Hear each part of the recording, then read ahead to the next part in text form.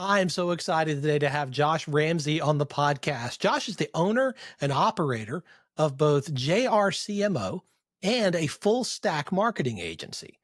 He's developed principles and strategies for businesses since 2001. During that time, Joshua has successfully created and executed more than 80,000 successful campaigns across the U.S. Josh is a fractional CMO, author, and highly regarded speaker. As someone with experience in speaking since 2005, he teaches executives and business owners exactly how to cut costs and improve their current business so they can continue to grow. As a true fractional chief marketing officer, Josh gives business owners unique executive experience, along with a fresh perspective, without having to pay the high salary of a full-time employee. He helps them to develop new strategies for growing their brand, increasing customer acquisition, and generating new sales. Josh, I'm so glad you're here. Thanks for being on the show. Hey, I love that you have me. It's great to see you again. It's good to see you. Welcome to Catalytic Leadership, the podcast designed to help leaders intentionally grow and thrive. Here is your host, author and leadership and executive coach, Dr. William Attaway. I would love to start with you sharing a little bit of your story with our listeners. I hit a few of the high points, but where did all this get started? You know, I was even chatting with you about this before, but God, I think he works in ways that are unseen, and then things just fall into place. And for me, I was a little bit of a wanderer in my early years. I grew up working on ranches with my family, my aunt, my uncle. My dad would take our family sailboat racing and also chartering boats in the Caribbean. Wow. So I did a lot, I was blessed to do that. It kind of led into my years of teens and out of high school into college. I traveled a lot, different countries and such, played soccer at a very high level. And then I started a profession and career of sales. I just was really good at chatting with people. So I was selling like crazy through traditional media back in the late 90s, early 2000s. So radio, transit advertising, billboards, yellow pages, print. I did all of the traditional. And my problem was always I was frustrated because I kept having to sell and sell and sell. I wasn't able to retain the client. And I couldn't figure out why. And I went to work for a really large ad agency and was hired on as a junior project manager, and within 2 years became senior head of basically client acquisition. So all clients onboarding, I was working with them, closing them, building up their system, and then handing them to the agency to go execute on the plan that I would build for them. And what I learned and what really catapulted me to that next level was understanding that marketing is a whole lot more simple than people think. It's basically 2 elements that you focus on in the beginning: your strategic message, which is what you say and what's perceived by your audience, and then your tactical placement of that message. So the tactical placement's easy because everyone goes, oh, I can set you up in AdWords. I can do SEO. I can do this and this and this. Anyone can put yourself on the radio or on television, right? Anyone can do it. Anyone can do a podcast. But the content, the strategic message, the way it's perceived and the engagement level, that's the strategic side of it, of the tactical placement, which is simple, which is you put on a light, you push go, right? So these are the 2 elements, and the harder one is that messaging.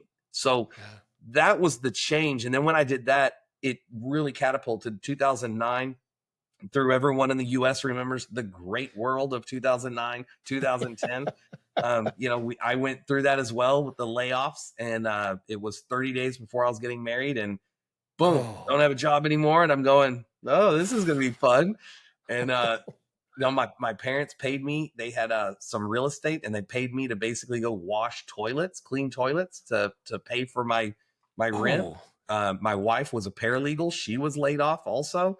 So we moved into the flight path of DFW Airport, and, so our windows would shake all the Oh, time. my goodness. So I constantly have a buzzing. I'm kidding, but Oh, no. like it never went away. It's still there. That's Yeah. right. So if you see me like shake, it's probably what it is. But you know, I mean, so it was a hard time, but because I've learned so much when I got to that 2009, it was kind of that make or break. You got to step out there. You just got to go. You just got to do it. So I went and did it. So 2009 to 2018, I built my ad agency. I was able to step out of the ad agency and have it run without me.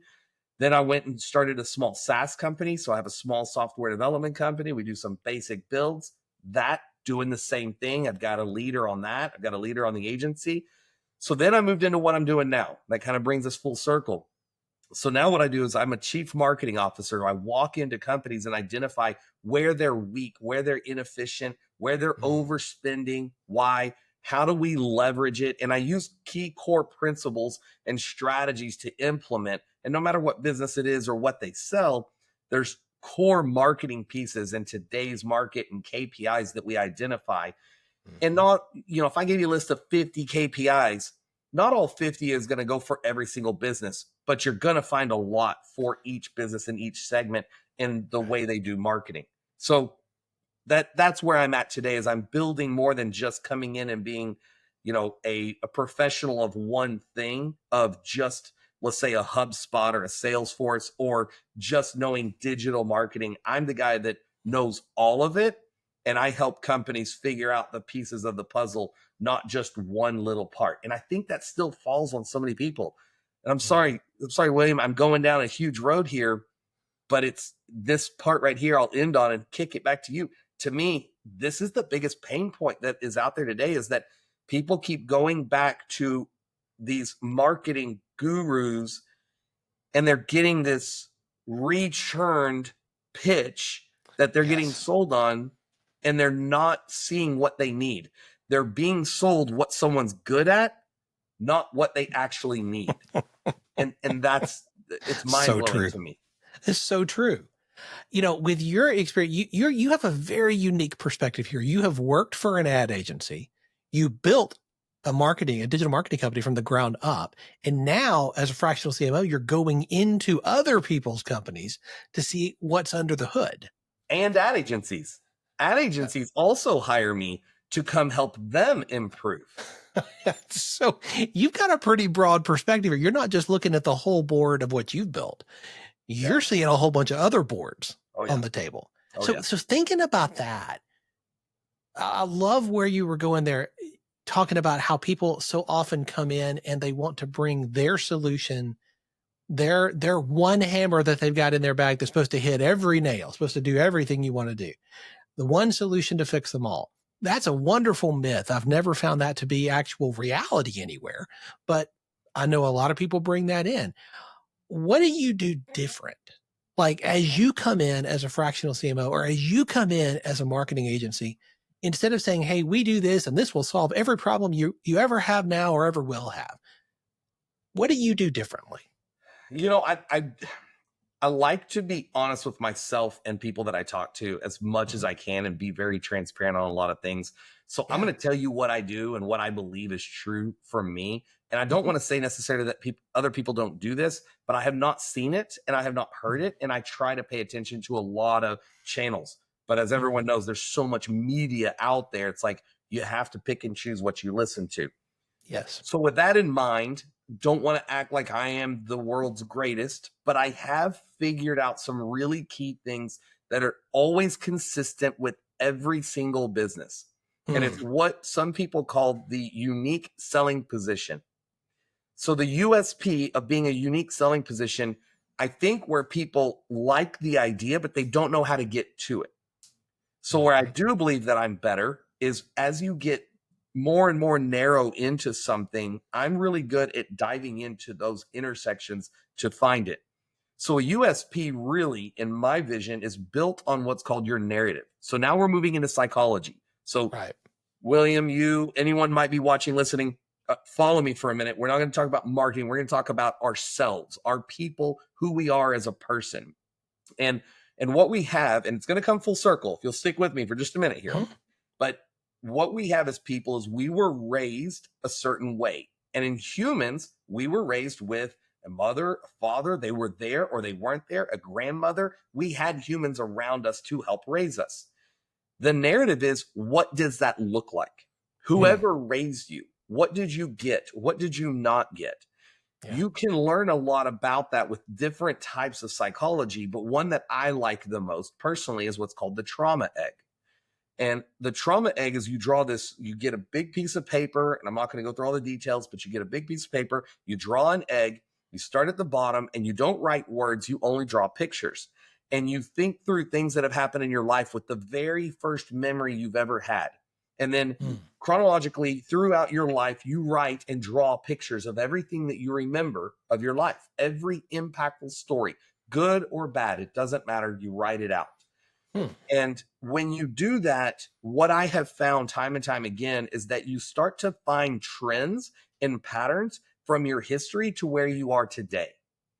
And what I found for mine is I had a very blessed life. If anyone's been listening to this, they heard me. I got to do some awesome things, sailboats, work with horses, break and train horses, put my hand and arm and shoulder into the rear end of a cow to preg check. I mean, it was the grossest thing you've ever could imagine. But while doing all that crazy that I've done, I did find that a big thing for me was what's called abandonment.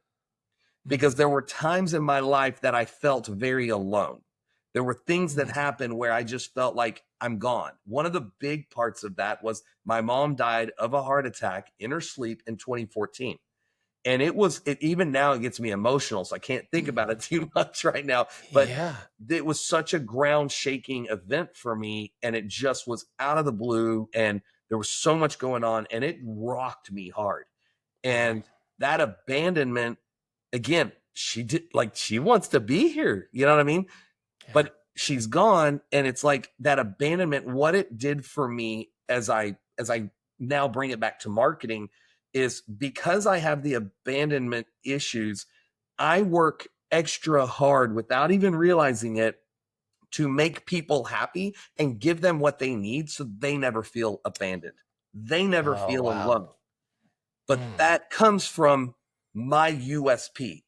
So my USP is I've got all this knowledge. I know what's going on. I know how it works. I've been there. I've done that.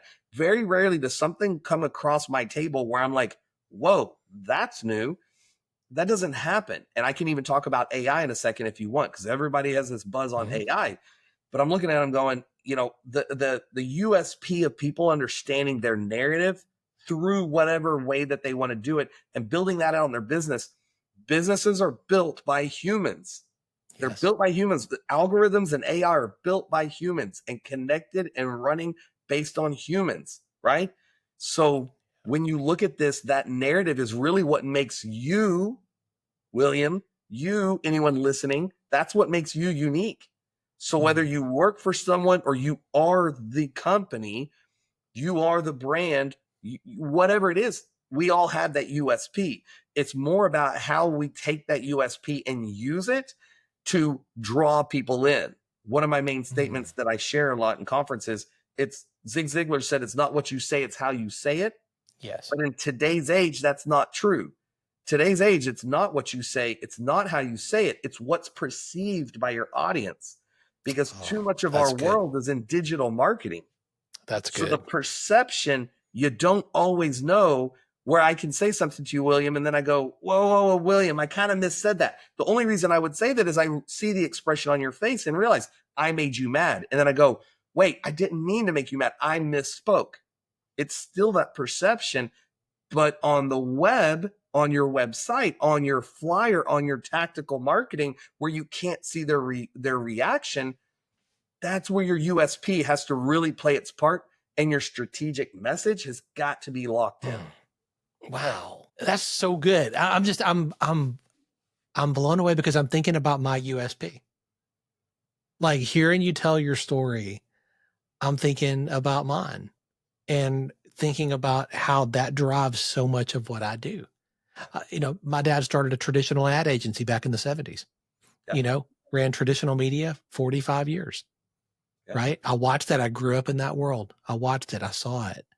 But he didn't have somebody to come alongside of him to help him see what he couldn't see, to help him discover and deal with his blind spots. And that caused a whole lot of ripples that touched all the people around him because of what he built. It wasn't done in a healthy and sustainable way. Yeah. What do I do now? I come alongside leaders, and the niche I specialize in is the digital marketing world. And I help them see what they can't see so they can make their run at a healthy and sustainable pace. That's my USP. Yeah. That's what I'm hearing. I love that, man. That's so You good. see, So, like you just nailed it and you've seen it.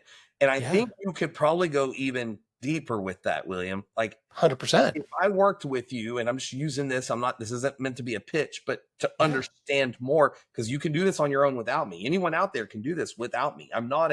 I didn't create it myself. Someone else created the trauma egg. I've just put together the pieces. I put together the algorithm, if you will, on how I see it working in my mind. But back to what we were saying, I think if you did the trauma egg, I think you would also start to identify other key characteristics and pieces that would take your USP, where maybe you were here at the bottom when we started talking, and then you jumped 10 levels. But I bet if you went down the USP and you really dove into your narrative and really tried to identify all the key factors, I bet you jumped 30 or 40 more. And the key is, William, that when you, just using you for a minute, if you can take yourself from 0 to 10, and then you take yourself from 10 to 40, and you're 40% better now, the key you have to think about is, we go back to what I said, it's the perception. So William, someone's looking for a business coach. They go to your website. Right now, you've been at 0. We just had a conversation. Your mind opened to something different. You're now going to look at your website, and you're going to take your website from 0 to 10. Is it better? Yes. But you're still competing with how many people that maybe already have that. How many platitudes are you still stuck in? If you jump from that 10 to that 40, it shifts so much more, where now you start to realize you get away from the platitude of a statement, and you can show people how to explain the deeper passion of what's going on, right? So that's where you end up. If you build this in a web world, that's when you have the maze and the clicks and the funnel traffic of where people can go in the navigation. You know, for instance, when we talk about USP, I see this and it drives me insane. It is my biggest pet peeve. I look at websites and the first thing that I see is their navigation, and I see the word home and blogs along with a bunch of other crap. But they're using the word blogs, and I'm going to tell you, I've asked thousands and thousands of people. I said, hey, everybody, the majority of the time, how many of you have ever gone to a website looking for something like a service or a tool or something? And then when you're looking at the service or a tool or whatever it is on the website, a car, whatever, and you go up and you look in the navigation and you see the word blogs and you click on it. And not one person has ever been honest and said, no. Everyone's like, no, I don't do it. Like, but you're not controlling the user navigation to tell them what they should know. Because now when we start getting deeper in this, and hopefully, William, this is going the way of the podcast you wanted it to. This is great. No, totally. Yeah, totally. But now we get to the next level of, you know, I ask business owners, what are the 3 main questions people ask you when they walk through your door? And I get these answers from them. Then we pause, we talk through it, and then I go, okay, now reset the table. What are the 3 questions they should be asking you when they walk through your door? And it's interesting when the business owner, they shift their brain and they go, holy crap. And immediately the conversation and the narrative changes, because now we get to this level of like, okay, my website sucks. And I'm like, your website doesn't necessarily need to be rebuilt. It just needs to be reorganized. Yeah. Right. So, you know, my kids, they are kids. They like to throw stuff on the floor, and I walk in there and it's a mess. It's not that we need to redo their room. It's that it needs to be organized differently. Right.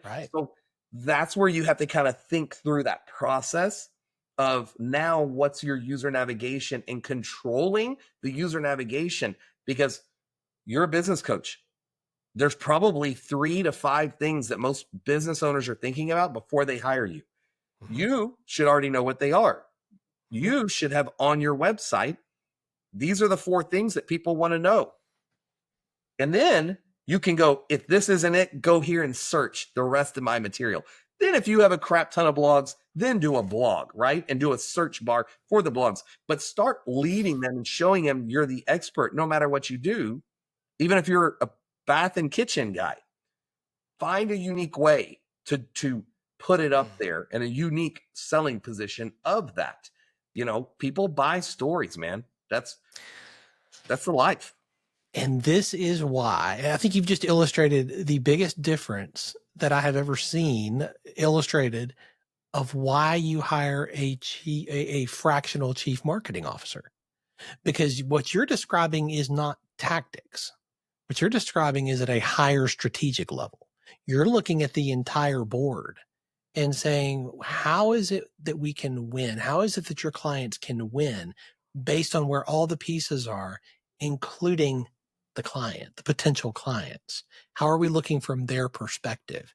That's a gift, man. That's a gift, Josh. I want our listeners to really key into this, because if you are not thinking at this level with your business, whatever it is that you're leading, whether it's an agency, whether it's some other type of business, if you are not thinking at this level, things are about to change. You mentioned AI a minute ago. Like, things are about to change. We're about to see a significant shift in the digital marketing world. And having somebody in your corner like Josh, who is thinking at that strategic level, who is helping you see around the corners, is going to become increasingly important. Josh, as you talk with people and you talk with potential clients, you talk with your clients, businesses all over, what are some of the biggest things that you see them struggling with that you say, hey, I want you to spin that jewel and catch that light just a little differently, because you're looking at it one way. There's a whole different way. What are some of those things? I don't ever like I appreciate the question. I'm going to answer it, but I like to frame it a little bit differently. Yeah. Because every business owner really comes in with something different because their narrative is different. So where one person is strong, another person is weak. What brings me the uniqueness for myself to the relationship is I'm able to see that, and I'm good at analyzing where are you strong, where are you weak, what team do you have, and what do you need to do. That's good. I'm able to set up and framework within 30 days where they're at and where they want to get to. And that's what I do. So first 30 days I work with anybody. It's a starter program is what I call it. It's very transparent pricing. If anyone ever wanted to look me up, they could find it. But we spend the first 30 days really analyzing, what have you been doing? Where do you want to go? How are you trying to get there? Who do you have on the team? All these other questions. And it's always unique information back. The number one thing that happens that is consistent is that I work more with CFOs than CEOs. Interesting. Because CEOs don't get involved until the CFO tells them they have to. Because the world that happens is that a CEO says, all right, and I'm going to simplify this. All right, I'm the CEO. I want money. Who do I go to if I want money? I go to my head of sales, or I go to my CFO, or both. CFO, where's all my money? Where's it at? I don't feel like I have any money. Like, what's going on? Well, you need to sell more. Head of sales, sell more. Head of sales, well, we need more leads. Marketing, spend more. CFO, where's my money? CFO goes, well, marketing's spending it all. Marketing, stop spending money. Sales, right? So that's what happens. So when you ask me, what do I see? That's what happens in every business, right? That's good. And they all point at each other. So what happens is I step into a picture that's, I'm going to use the word dysfunctional. It's not really dysfunctional. But if you're in that and maybe you have it going, but now you got to get to that next paradigm. Right. Maybe you've worked through that struggle. Maybe someone's hearing me and going, yep, I used to be there, but I'm not there anymore. I'm on the next level. Great. Well, if you're on the next level and you're hearing this podcast with Dr. William here, you're trying to figure out that you don't have that function. Now you're at that next level. But what happens is what got you here won't get you there. Bingo. So you still have to figure out the right people on the bus for you to be able to get to that next level. And sometimes, like what Dr. Williams said here, sometimes it's a strategist, not a marketing person. right? And I Yes. kind of fall into a lot of different buckets of, mental health coach to a degree, as well as a psychologist to a Yeah. degree. You know what I mean? A Yeah. CFO to a low level degree. But it's what I'm good at is seeing where the blind spots are. We can't see our own blind spots, but That's we right. can see others. And when you have that right strategist, they can help you guide through that. But again, back to my main point, the CFO comes to me typically first because they go, the CEO's asking for money and I can't produce it. Our marketing is out of control and we don't know what we're really getting for it. So I walk in and set the proper KPIs for the entire company related to marketing and spending and lead gen. When you have that, it creates a very clear picture of what you need to do. And that's where I work is sometimes I'm that 30-day guy and I'm out. Yeah. Sometimes I'm a 3 or 4 month guy and then I'm out. It just depends on each scenario is a little bit different, but that's pretty much the commonality in every business out there. So good, man.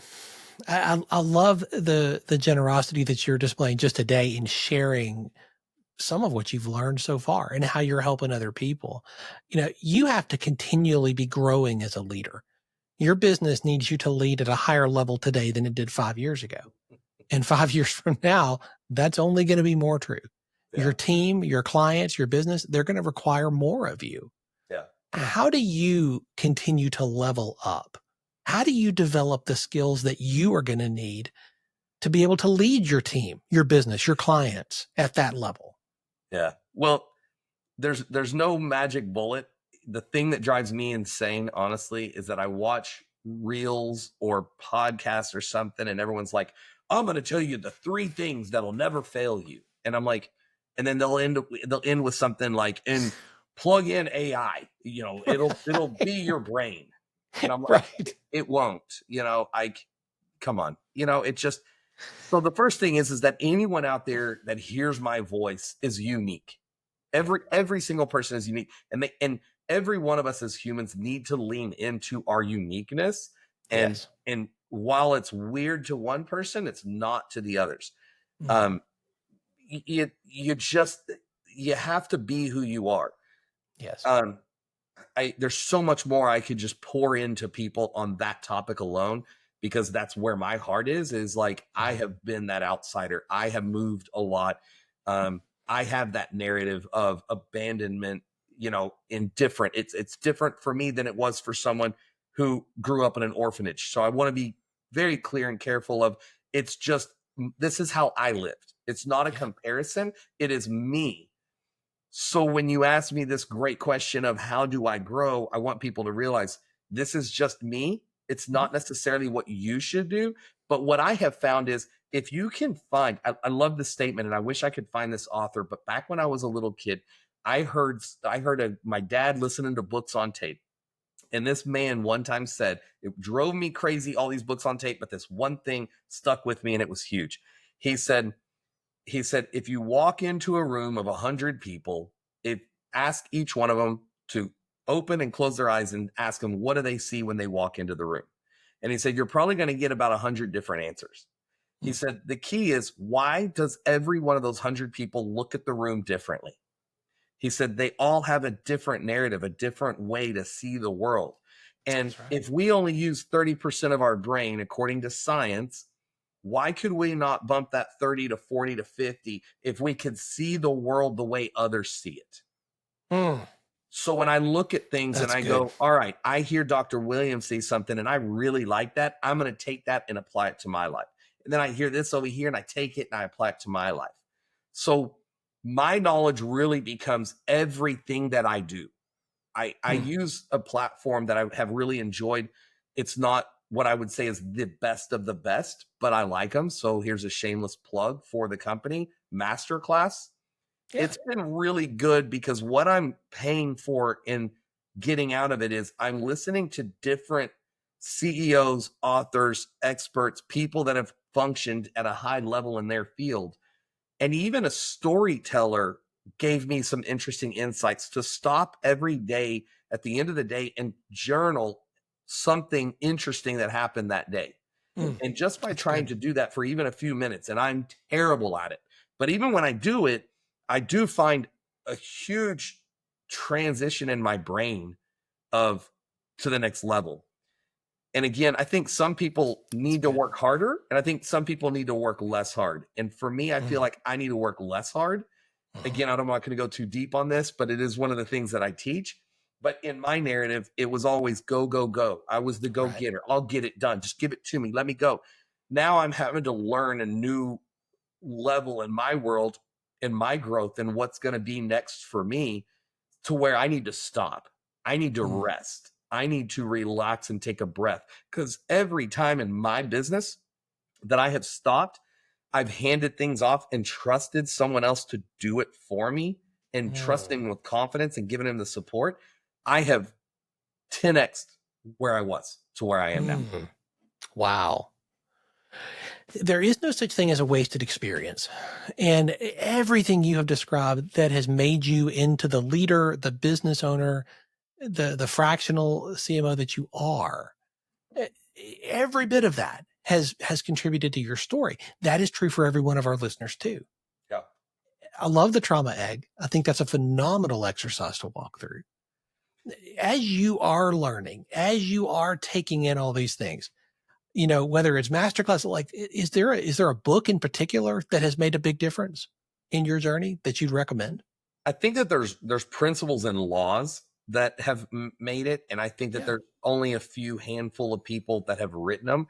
I think Steve Covey is probably one of the main ones, you know. Absolutely. You talk about social proof and, seek first to understand before being understood. That's a big principle for me. So I would say that. And then on the business side, so I think that like Covey is more of the marketing in my learning style is he's more of the marketing. How do you communicate? How do you build social proof? How do you consult with somebody? And then, and I'm going blank on the name, but you'll know it. The 21 Irrefutable Laws of Leadership. John Maxwell. Yeah. And Maxwell has written a lot of good stuff, but that's probably one of my other favorite ones that probably about once a year, once every other year, I will go back through that book and the workbook and try to process that again, just to kind of see what did I think a couple of years ago and what do I think now? So I have the same old workbook that I'm making notes in. So then I can be like, oh, wow, I used to think that way, but now I'm here. And when you see that maturation for yourself, you know what I mean? It's change you. So, well, growth happens on the other side of change. Yeah. Everybody wants to grow, but it takes change to get there. And that's that maturation, that transformation process. Yeah. And having the ability to see that in your scribbles, in your notes over time, that's invaluable because it increases your self-awareness. Yeah. The other one that I will say is Jose Silva. If anyone's ever seen this, I do not subscribe to it. I'm not telling people to subscribe to it, but Jose Silva came out with mind modes. And this was quite interesting because if you start thinking about the different levels of your brain and how it operates, you have alpha mode, beta mode, theta mode, delta mode. You have all these different modes in your mind of how it operates in between, like your sleep, your deep sleep, your REM sleep, your high functioning, high awake. And his theory was, I can teach anyone to transition their mind to these mind modes quickly. And interesting. And that was his theory. And I believe that it did work. I have read things that it did work. But he did it with his kids, was where he started. And he taught them to be a high level thinkers and be able to move their brain into a higher source. And if you think about it, a professional athlete has to operate at an alpha mode in the highest form, right? While most of us live in the beta. I take that, and again, I've got a million stories that I love, and I'm always hungry for more. I'm starving for great stories all the time. But one of them, I was listening to talk radio, and they were talking just randomly, a little snippet interview with a guy that worked for the Dallas Mavericks, and he was in charge of the announcements, the music, the entertainment while the game was going on. And so like whenever you, like for the Dallas Mavericks, the NBA team, you have "Let's go Mavs." And then, you have like, defense, right? These chants. He was talking about the ebb and flow of your brain and how your brain has to know when to relax versus when to amp up. And it has to be at the right time of the game, last 5 minutes, first 2 minutes, the most impactful last 30 to 60 seconds of each quarter. These are like impactful times where he's like, there are also lull times where it's like after the first, like, I don't remember what he said, but the first 6 minutes of the first quarter, he's like, that's the lowest time because people are still finding their seat. They're getting comfortable. They're talking with their friends. The game has a long way to go. But like the middle part of that first quarter is just the most dead time of the audience. So he said, I don't try to amp it, but I try to just get them involved enough so that we create an emotional attachment to them. So I find that fascinating because when you take that and you think about someone speaking at a conference, what is the majority of the time that you lose them? You take that and you look at your ads. When is the majority of the time you lose them? So I'll just tell you on social media and then I'll stop again. William, sorry, I keep going on these. No, this is great. Keep going. But on the when you think about the engagement of reels, most people don't realize this, but it's a 3-step process. It's disrupt, engage, and then offer. Those are the 3 simplified ways that social media reels need to work. No reel ultimately should be more than 15 seconds. Should never. And it's structured very clearly. First 3 seconds is your disrupt. It is make them stop. Don't let them keep scrolling. Make them look at you and do something that they're like, what? The next 9 seconds is the engagement of education. The engagement of 9 seconds is, let me dive in a little bit deeper. Let me get you going into this more. Putting them into the setting them up for the last 3 seconds of hook them. Get them to take the next step. Follow, like, comment, go to my website, sign up for this, whatever it is, that's what you want them to do in that next 3 seconds. And then internally, we set our KPIs based on whatever call to action was. If it was a like, if it was a follow, if it was a view, you know what I mean? How many seconds was the view? Those become our KPIs that we set. And that kind of goes back to what you asked me earlier. Well, you walk into a company, what do you set? Well, if we're not running social media, we're going to have a different set of KPIs than we will, you know what I mean, if we're doing print or billboards. So that's where, you know what I mean, some of that comes in. So again, I took you a huge so good tornado. That's so good, though. That was incredibly helpful. My goodness. It's so good, Josh. All right, last question, and then we got to tie a bow on it. So you are operating in a very high level, not just in your agency, but in everything else that you're doing. If I had the ability to snap my fingers and solve one problem for you right now, as a business owner, what would you love for that problem to be? You know, it's really for, I think a lot of business owners run into this, and you and I spoke briefly about it as well. It's being able to elevate yourself, knowing your blind spots, knowing you have a blind spot, being aware that you have a blind spot, but you don't know what it is. So it's finding someone that can see that blind spot for you and clearly communicate that blind spot to me, but also others, you know, building that team, but building me to where I can step out and hand off to someone else. Because if I can hand off to someone else, that allows me to free myself up to move on to other places. Now, I know you're asking about me. Maybe that helps somebody, but I think it's going to be different for everybody, right? But I do believe that the consistency there will be, do you have someone in your life that can speak to your blind spot? And I do. I have those people. But I don't have right now, and I'm looking for, is that I think we all need to have and be open about it. We need to have that coach. You know, pastors at churches, they have that coach. Big CEOs, they have that coach. They have somebody, and even if they're just a shoulder to cry on because they can't cry to their people that they work with or their coworkers or, you know, their bosses, they need someone else. That counseling, that's a part of mental health. That's always been there. It's just now it's more, you know, out there that people are more willing to talk about it. But it's always been there and it's always been good. It's just, what does the form and shape look like to identify your blind spot? Because your blind spot can be a lot of different things, right? It can be hurts, habits, hangups. That's right. It also can be, hey, you have a blind spot that you're actually better than you think. And if you don't have a good leader, then that leader doesn't know how to tell you that you are better than you think. Therefore, you should maybe be leapfrogging that leader. And that becomes something, again, a totally different direction, but something else to consider. That's so true. This is why I've had coaches for decades in different areas, because they help me see what I can't see. Yeah. I think this is so critically important. If you don't identify your blind spots, you will never overcome them, because you can't. Yeah. So helpful. Josh, we could keep going. And I know we could do another hour or even two. There's so much insight and wisdom you have dropped today in such a short time. I know people listening are going to want to connect with you and stay connected and learn more from you and about what you're doing. What is the best way for them to do that?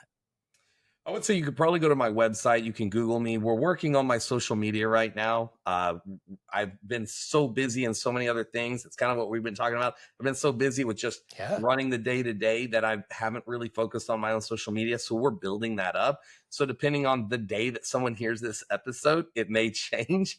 But you can Google me by just typing in Josh Ramsey Marketing, or you can go direct to my site, JRCMO.com. It stands for Josh Ramsey, Chief Marketing Officer. And I'm pretty easy to find online. And I always like to make a joke. Most people know who Dave Ramsey, the financial guru, is, right? That's right.